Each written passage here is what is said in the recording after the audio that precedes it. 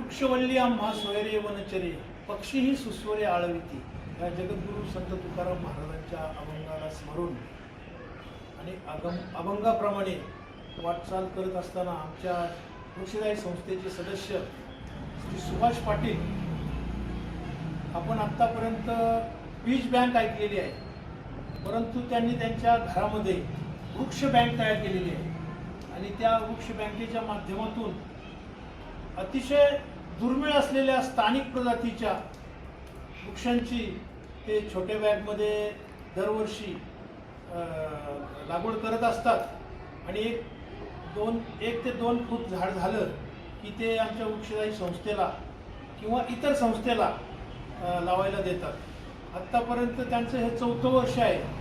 वृक्षदायी संस्थेला जवळजवळ 1000 झाडं प्रतिवर्षी आणि यावर्षी 1500 झाडं संस्थेला वेगवेगळ्या प्रजातीची ते देत आहेत आणि आता कालच पाऊस झालेला आहे।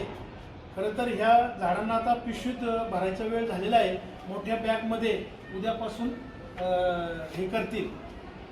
ही जी संकल्पना आहे वृक्ष बँकेची, ही संकल्पना खरंच प्रतिवर्षी वाढत जावं आणि दुर्मिळ प्रजातीची असंख्य झाडं श्री पाटील यांनी तयार करू अशी मी